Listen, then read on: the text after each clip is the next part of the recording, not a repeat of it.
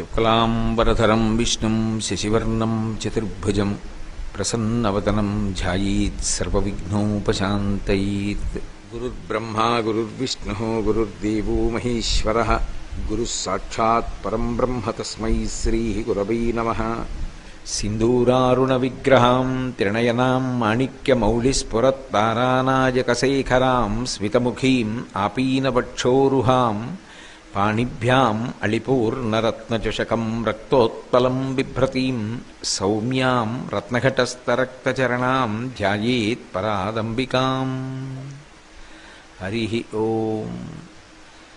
పరమేశ్వర స్వరూపైన సభకి నమస్కారం. త్యక్వా మౌనం వటబిటపినో మూలతో నిష్పతంతి శంభోర్మూర్తిశ్చరతి భువనే శంకరాచార్య రూపా అని. ఒకానొకనాడు పరమశివుడు మౌనాన్ని ఆశ్రయించి దక్షిణామూర్తిగా కూర్చున్నాడు. మౌనవ్యాఖ్యా ప్రకటిత పరబ్రహ్మతత్వం యువానం వర్షిష్టాంతే వసదృశిగణైరావృతం బ్రహ్మనిష్టై ఆచార్యేంద్రం కరకలిత చిన్ముద్రమానందరూపం స్వాత్మారామం ముదితవదనం దక్షిణామూర్తిమీడే అని. ఆయన అలా మౌనవ్యాఖ్య చేస్తే అందరూ దాన్ని పట్టుకోలేకపోయారు. ఎవరో సనక సనందనాది మహర్షులకు అది అందింది. అందుకే ఆయన శంకర భగవత్పాదులుగా అవతార స్వీకారం చేసి సన్యాసాశ్రమాన్ని స్వీకరించినట్లయితే బ్రహ్మచారిగానో గృహస్థుగానో ఒకచోట ఉన్నట్టుగా ఉండవలసిన అవసరం లేకుండా యావత్ భారతాన్ని కూడా పాదచారి అయి తిరిగి ధర్మప్రచారం చెయ్యవచ్చు అనేటటువంటి ఉద్దేశ్యంతో దానికి సానుకూలత కల్పించేటటువంటి సన్యాసాశ్రమాన్ని బాల్యమునందే స్వీకరించి భారతదేశం అంతటా కూడా పాదచారి అయి పర్యటించి అవైదికమైనటువంటి అనేక వాదనలను ఖండించి వేద ప్రమాణాన్ని నిలబెట్టి సనాతన ధర్మాన్ని పోషించినటువంటి మహాపురుషులు. అటువంటి శంకరాచార్యుల వారు లేకపోతే, అంటే దాని ఉద్దేశ్యం ఆయన యొక్క అవతారం వచ్చి ఉండకపోతే ఇవాళ మనం చేసుకున్నటువంటి అనేకమైనటువంటి పండగలు, చేసుకుంటున్నటువంటి నైమిత్తిక తిథులు ఉండేవా అంటే కొంచెం అనుమానమే. ఇవాళ చేసుకుంటున్నటువంటి కృష్ణాష్టమి కానీ, లేకపోతే శ్రీరామనవమి కానీ, మహాశివరాత్రి కానీ, ఇటువంటి పండగలు చేసుకోవడానికి, ఇటువంటి ఉత్సవాలు చేసుకోవడానికి, భగవంతుణ్ణి ఆరాధించడానికి కావలసినటువంటి నిర్దిష్టమైనటువంటి విధి విధానములు అందరికీ తెలిసి ఉండేవా అంటే అది నిష్పక్షపాతంగా మాట్లాడేటటువంటి పెద్దలు ప్రశ్నార్థకంగానే భావిస్తారు. అంత గొప్పగా ఈ దేశంలో ఉండేటటువంటి ప్రజలందరికీ కూడా ఆధ్యాత్మిక సంపదని అందించి భగవంతుణ్ణి చేరుకోవడానికి కావలసినటువంటి మార్గాన్ని ప్రచోదనం చేసి తీర్చిదిద్దినటువంటి మహాపురుషులు శంకర భగవత్పాదులు. అందుకే శంకర భగవత్పాదులు స్పృశించినటువంటి విషయం కానీ, వారు అందించినటువంటి విషయం కానీ అసలు లేదు. వారు ప్రస్థానత్రయమైనటువంటి బ్రహ్మసూత్రాలు, భగవద్గీత, ఉపనిషత్తులు, వీటికి భాష్యాలు ఇచ్చారు. తెల్లవారి నిద్ర లేవగానే చదువుకోవలసినటువంటి ప్రాతస్మరామి మొదలైనటువంటి స్తోత్రములను ఇచ్చారు. అలాగే మనకి శివానందలహరినిచ్చారు. ఒకానొకనాడు కైలాస పర్వతం మీదకి వెళ్ళి పార్వతీ పరమేశ్వరుల యొక్క దర్శనం చేసుకుని నంది విద్య అని పిలువబడేటటువంటి అమ్మవారికి సంబంధించినటువంటి విద్యలతో కూడుకున్నటువంటిది, పరమరహస్యమైనటువంటిది సౌందర్యలహరిని ఈ భూమి మీదకి తీసుకొచ్చి మనకందరికీ కూడా అందించారు. అంత గొప్పవారైనటువంటి శంకరాచార్యుల వారు అనేకమైనటువంటి స్తోత్రములను ఇచ్చారు. వారు చేసినటువంటి స్తోత్రములలో పరదేవత మీద ఇచ్చినటువంటి పరమోత్కృష్టమైన స్తోత్రాలలో ఒకటి నవరత్నమాలిక. నవరత్నమాలిక అనేటటువంటి మాటకి అర్థం ఏమిటంటే, మాలిక అంటే దండ అని. దండ ఎక్కడ వేసుకుంటాం? మెడలో వేసుకుంటాం. మెడలో వేసుకున్నప్పుడు అది పుష్పమాలిక అనుకోండి, ఎవరైనా వేసుకోవచ్చు. కానీ అది నవరత్నములతో కూడుకున్నది అనుకోండి, అందరూ అన్ని వేళలా వేసుకోవడం సాధ్యం కాదు. ఎందుచేత అంటే మణి, మంత్రము, ఔషధము, ఈ మూడు ఒకరికి నప్పినది వేరొకరికి నప్పదు. అదే శమంతకోపాఖ్యానం. మనకి వినాయక చవితి నాడు చదువుకునేటటువంటి శమంతకోపాఖ్యానంలో మణిని చేత్తో పట్టుకున్నందుకు ఎన్ని ఇబ్బందులు పడ్డారో చిట్ట చివరికి అంతః బహిశౌచములు కలిగినటువంటి అక్రూరుడు తప్ప ఆ శమంతకమణిని ఎవ్వరూ దగ్గర ఉంచుకోలేకపోయారు. అన్ని మణులు అందరూ ధరించడం సాధ్యం కాదు. పైగా ఒకానొక ప్రత్యేకమైనటువంటి కాలంలో ఒక గ్రహం జాతకంలో బలీయమైనటువంటి స్థానంలో ఉన్న, బలహీనమైన స్థానంలో ఉన్న ఒక రకమైనటువంటి రత్నాన్ని ధరించాలి. అదే ఆ గ్రహం మారి వేరొక గ్రహం బలహీనంగా ఉన్నప్పుడు తత్సంబంధమైనటువంటి రత్నాన్ని ధరించాలి తప్ప వేరొకటి సాధ్యం కాదు. అటువంటప్పుడు 9 రత్నములతో కూడినటువంటి మాల అన్ని వేళలా మెడలో వేసుకోవడం సాధ్యపడుతుందా అంటే చెప్పడం కష్టం. శంకరాచార్యుల వారు ఈ జాతికి ఒక మహోపకారం చేశారు. మీరు ఎంతో ధనాన్ని వెచ్చించి 9 రత్నములను సేకరించక్కర్లేదు. ఎంతో కష్టపడి ఆ 9 రత్నాల్ని తీసుకొచ్చి బంగారంలో గుదిగుచ్చి వాటిని ఒక మాలగా తయారు చేసి మెడలో వేసుకోవలసినటువంటి అవసరం లేదు. ఆ మెడలో వేసుకున్నటువంటి మాల దొంగల చేత దొంగిలింపబడవచ్చు. లేదా ఎవరైనా నేను వేసుకుంటాను అని చెప్పి మీకన్నా బలవత్తరమైనటువంటి వ్యక్తి దాని మీద ఆకర్షణ పొంది అడగవచ్చు. ప్రభువు అడిగాడు అనుకోండి, ఒకప్పుడు శమంతకమణితో అదే కదా వచ్చింది ఇబ్బంది. ప్రభువు మాలను అడిగాడు అనుకోండి, మీరు ఇవ్వను అని అనలేరు. కానీ అలా అవసరం లేకుండా, ఏ ప్రమాదము రాకుండా, ఏ కాలమునందైనా ఏ దేశమునందైనా మెడలో ధరించడానికి అభ్యంతరం లేనటువంటి ఒక అద్భుతమైనటువంటి నవరత్న మాలని మనకందరికీ ఆయన బహూకరించారు. ఇది సాధారణంగా ఒక గురువు గారు అనుగ్రహించేటటువంటి విశేషాలు వేరువేరుగా ఉంటాయి. అన్ని వేళలా గురువు ఒక్కలా అనుగ్రహించరు. ఎవరెవరి స్థాయిని బట్టి వారిని అనుగ్రహిస్తారు. ఒక్కొక్క సమయంలో గత జన్మలలో చేసుకున్నటువంటి ప్రారంధం పూర్తయిపోతూ అకస్మాత్తుగా ఒక వ్యక్తి ఏ సాధన చేశాడు అంటే చెప్పలేము. కానీ గత జన్మలలో చేసుకున్నటువంటి సాధనా బలం పరిణతి పొంది అనుభవంలోకి వచ్చి చేసుకున్నటువంటి కొద్ది పాపకర్మ పూర్తయిపోయి అకస్మాత్తుగా అతనిలో జ్ఞానం కలుగుతుంది. అటువంటి వ్యక్తి మొదట్లో ఊంచుకోవడానికి తొట్రుపడతాడు. ఆ తొట్రుపడినప్పుడు సమర్థుడైనటువంటి గురువుని కలుసుకున్నప్పుడు తొట్రుపాటు తగ్గడానికి గురువు అనుగ్రహించేటటువంటి కొన్ని పరికరములను చూస్తే మనకి ఆశ్చర్యం వేస్తుంది.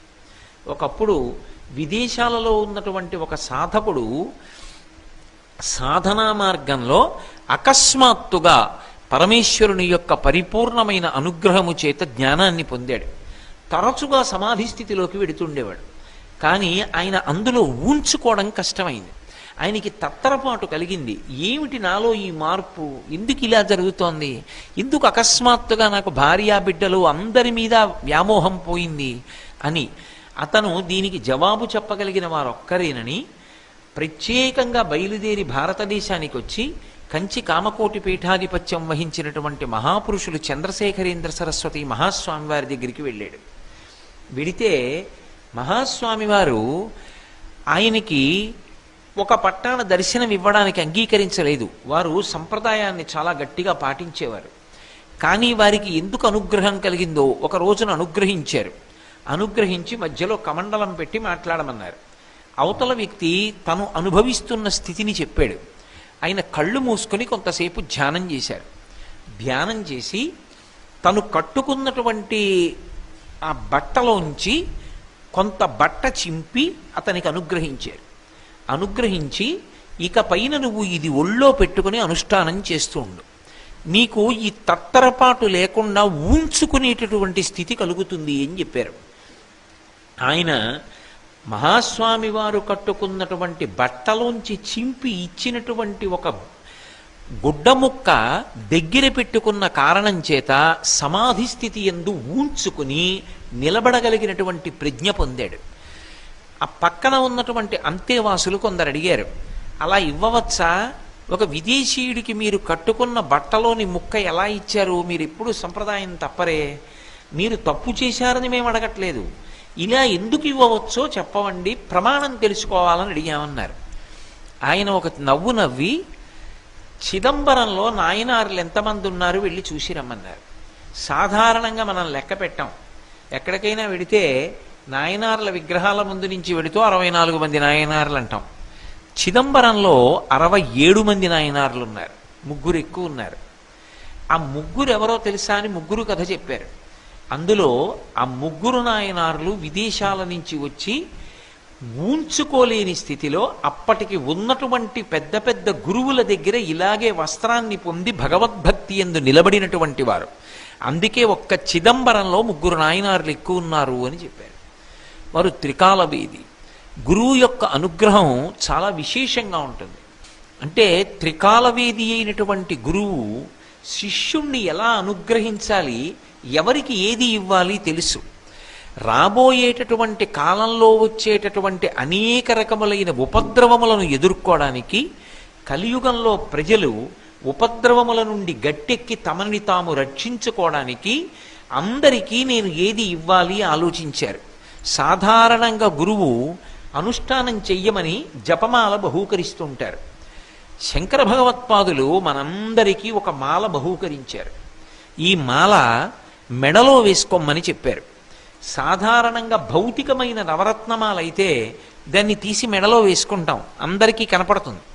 రాత్రి అయిందనుకోండి, నిద్రపోయేటప్పుడు ఒంటి మీద ఉంచుకోం, తీసి ఏదో భగవన్మూర్తి దగ్గర పెట్టేస్తాం.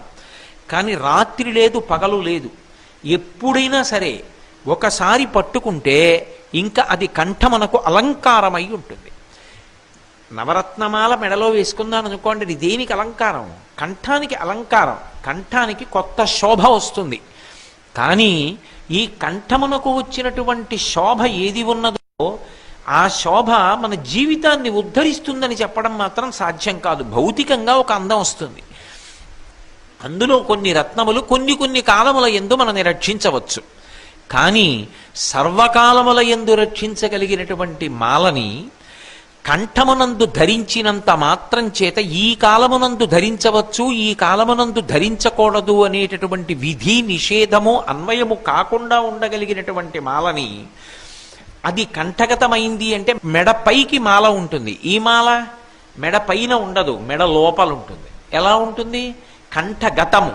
అంటే ఈ స్తోత్రము కంఠగతం కావాలి, నోటికొచ్చేయాలి. నోటికొచ్చేస్తే అది ఎప్పుడు మీరు చదువుకోండి, అది మిమ్మల్ని ఉద్ధరించేదై ఉంటుంది, మీకు రక్షణ కల్పించేదై ఉంటుంది. రక్షణ కల్పించేది అయినప్పుడు అందరూ ఆ వస్తువుని ధరించవచ్చా? అధికార భేదంతో అనుమానం ఉంటుంది. కానీ స్త్రీ పురుష పండిత పామర ఏ విధమైనటువంటి భేదములకు ఆస్కారం లేకుండా అందరూ చదువుకోవచ్చు. అందరూ కంఠమునందు దీన్ని ధరించినంత మాత్రం చేత అందరికీ శాంతి కలుగుతుంది. పైగా ఈ మాల ధరిస్తే వచ్చేటటువంటి ప్రయోజనం ఏమిటంటే ఇది కనురాపు కల్పించదు. అంత గొప్ప నవరత్న మాలిక తయారు చేసి దీన్ని మీరందరూ ధరించండి, కంఠమునందు ధరించండి. ఆ మాల పైకి ఉంటుంది. ఈ మాల కంఠగతము కావాలి అంటే లోపల ఉండాలి. మీరు ఎప్పుడెప్పుడు చదువుతున్నారో అప్పుడప్పుడు మీ కంఠమునకు ఇది మాలిక, ఇది ఆభరణము. మీ కంఠమునందున్న ఈ మాల మిమ్ములను సర్వకాలములయందు రక్ష చేస్తుందని మనందరికీ కూడా జగద్గురువులైనటువంటి శంకర భగవత్పాదులు రక్షణ కొరకు అనుగ్రహించినటువంటి పరమాద్భుతమైనటువంటి స్తోత్రమే నవరత్నమాలికా స్తోత్రం. ఈ నవరత్నమాలికా స్తోత్రాన్ని అందరూ చదువుకునేటటువంటి అవకాశం కల్పించాలి అంటే నేనేదో ఆ శ్లోకాలు చదివి మీ అందరికీ అందులో ఉండేటటువంటి విషయాన్ని నేను పలకగలిగినంత మేర చెప్పాననుకోండి, ఈ స్తోత్రం మీరు చదువుకునేటటువంటి అవకాశం కలగడంలో కొన్ని పరిమితులు ఏర్పడవచ్చు. అందుకే దీన్ని తప్పులు లేకుండా ముద్రణ చేసి అందరికీ అందేటటువంటి అవకాశం చేశాం. ఇప్పుడు ఈ స్తోత్రం చదువుతుంటే మీ అందరూ ఒక పర్యాయం వినండి. ఒక పర్యాయం మీరందరూ విన్న తర్వాత నేను ప్రతిరోజు ఒక్కొక్క శ్లోకాన్ని చెప్పేటప్పుడు నేను ఏ పాదం మీద వ్యాఖ్యానం చేస్తున్నానో ఆ పాదం మీతో అనిపించిన తరువాత నేను వ్యాఖ్యానం చేస్తాను. అప్పుడు మీరు ఇలా చేత్తో దీన్ని పట్టుకుని మీరు కూడా చూడడం మొదలు పెడితే మీకు తెలియకుండానే ఈ మాలిక మీ కంఠమునకు అలంకృతమైపోతుంది. గురువుగారు ఇది నీ మెడలో ఉంచుకో అను రుద్రాక్షమాల వేశారనుకోండి, ఎందుకు వేస్తారు? నీ శరీరం అందంగా ఉంటుందని వేస్తారా? నీకు రక్షణ కొరకు వేస్తున్నానని శిష్యుడి మెడలో గురువుగారు రుద్రాక్షమాల వేస్తారు. నువ్వు దీన్ని ధరించి ఉంటే నీకు శత్రుపీడ ఉండదు, ఇది ధరించి ఉంటే నీకు సర్వకాలములయందు జగదంబ యొక్క రక్షణ కలుగుతుంది, అందుకు నీ మెడలో వేస్తున్నానని వేస్తారు. ఇప్పుడు ఇది మనం చేత్తో పట్టుకుని చదువుతూ ఉంటే నన్ను నమ్మండి, మీరు జగద్గురువులైనటువంటి శంకరులకు పరమభక్తితో నమస్కారం చేసి ఈ స్తోత్రాన్ని చదువుతూ ఉంటే వింటూ ఉంటే మీకు తెలియకుండానే శాబ్దిక శక్తి చేత గురువుగారే మీ మెడలో ఈ మాల వేసినట్టు. ఇప్పుడు గురువుగారు మాల వేస్తే రక్షణ కలుగుతుంది, గురువుగారు వేసిన మాల తీసేస్తామా? మిగిలింది ఏదైనా ఇవాళ ఇది వద్దులే పెళ్లికెడుతున్నాం వద్దని చెప్పి తీసేస్తాం, రాత్రి ఒక్కళ్ళం ప్రయాణం చేస్తున్నాం ఈ మాల వద్దులే ఎందుకైనా మంచిదని తీసేస్తాం.